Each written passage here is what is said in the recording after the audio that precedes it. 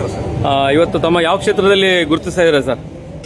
ಪ್ರಥಮವಾಗಿ ನಾನು ಮಂಟೆಲಿಂಗಾಚಾರ್ ಅಂತ KS ನಿವೃತ್ತ ಜಂಟಿ ನಿರ್ದೇಶಕರು ಸಾರ್ವಜನಿಕ ಶಿಕ್ಷಣ ಇಲಾಖೆ ಕರ್ನಾಟಕ ಸರ್ಕಾರ.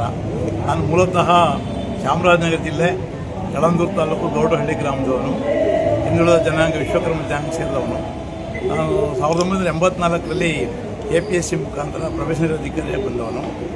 ನಾನು ಸುಮಾರು 30-32 ವರ್ಷಗಳು ಶಿಕ್ಷಣ ಇಲಾಖೆಯಲ್ಲಿ high school government high school head master ಆಗಿ, AU ಆಗಿ, BU ಆಗಿ, DDP ಆಗಿ, ಜಾಯಿಂಟ್ ಡೈರೆಕ್ಟರ್ ಆಗಿ ಮತ್ತು ಟ್ರೈನಿಂಗ್ ಕಾಲೇಜುಗಳ ಪ್ರಿನ್ಸಿಪಲ್ಗಳಾಗಿ B.Ed ಕಲಿಯಲ್ಲ 32 ವರ್ಷಗಳ ಕಾಲ ಸತತವಾಗಿ ಸೇವೆಯನ್ನು ಸಲ್ಲಿಸಿ ದಿನಾಂಕ 31/7/2015 ವಯೋನಿವೃತ್ತಿ ಹೊಂದಿದ್ದೇನೆ.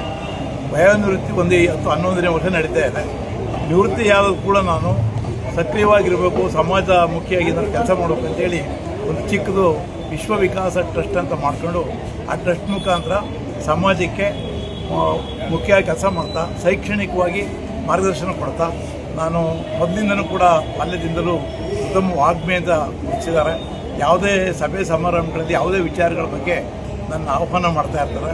ನಾನು ಸಮಾಜಕ್ಕೆ ಒಂದು ಒಳ್ಳೆಯ ಸಂದೇಶವನ್ನು ಕೊಡಬೇಕು, ಮನುಷ್ಯನಾಗಿ ಹೇಗೆ ಬಾಳ್ಬೇಕು ಅನ್ನೋದ್ರ ಬಗ್ಗೆ ಮುಖ್ಯವಾಗಿ ನನ್ನ ಚಿಂತನೆಗಳಿವೆ.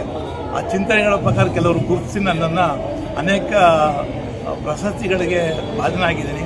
ಇವತ್ತು ದಿನಾಂಕ 24/7/2026 ಗಂಜರಾಜ ಬಹದ್ದೂರ್ ಛತ್ರ ಮೈಸೂರಿನಲ್ಲಿ ನಡೀತಕ್ಕಂಥ ಈ ಕಾರ್ಯಕ್ರಮ ಒಕ್ಕಲಿಗರ ವಿಕಾಸ ವೇದಿಕೆ ಶ್ರೀಮತಿ ಯಮುನಾರವರ ಪರಿಚಯ ಇದ್ದು, ಅವರು ಈ ಒಂದು ಸರ್ಕಾರಿ ಸೇವೆ ಮಾಡತಕ್ಕಂಥ ಸೇವಾಭೂಷಣ ಪ್ರಶಸ್ತಿಗೆ ನನ್ನನ್ನು ಆಯ್ಕೆ ಮಾಡಿದ್ದಾರೆ.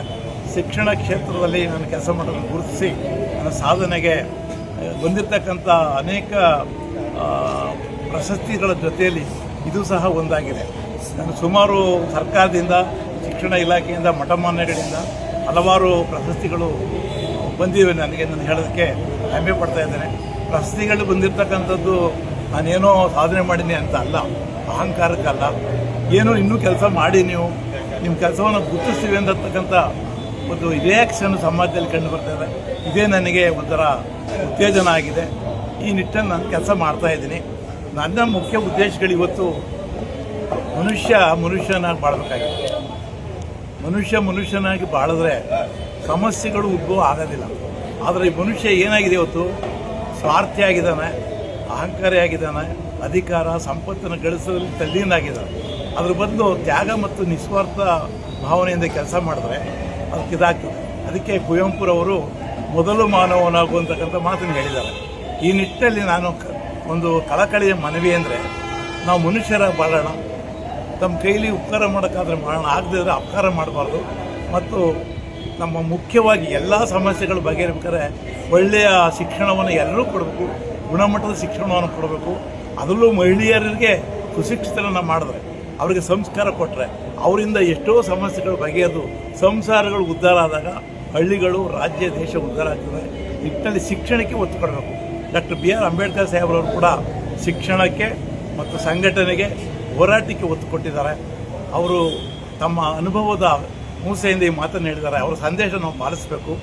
ಆಗ ಮಾತ್ರ ನಾವು ವ್ಯಕ್ತಿ, ಕುಟುಂಬ, ಸಮಾಜ, ರಾಷ್ಟ್ರಕ್ಕೆ ಒಳ್ಳೆಯದಾಗ್ತದೆ. ಈ ನಿಟ್ಟಿನಲ್ಲಿ ಶಿಕ್ಷಣದ ಮಹತ್ವವನ್ನು ಹೊರತು ಗುಣಮಟ್ಟದ ಶಿಕ್ಷಣವನ್ನು ಎಲ್ಲರೂ ಕೊಟ್ಟಾಗ ನಮ್ಮ ಅನೇಕ ಸಮಸ್ಯೆಗಳು ಪರಿಹಾರ ಸಿಗ್ತಿರ್ತಕ್ಕಂಥ ನಿಟ್ಟಿನಲ್ಲಿ ನಾನು ಕಾಯ ವಾಚ ಮನಸ್ಸ ಶ್ರಮಿಸ್ತಾ ಸೇವೆ ಮಾಡ್ತಾ ಬಂದಿದ್ದೇನೆ. ಹೇಳಕ್ಕೆ ಅವಕಾಶ ಕೊಟ್ಟಿಗೆ ವಂದನೆಗಳು. Thank you sir. Thank you.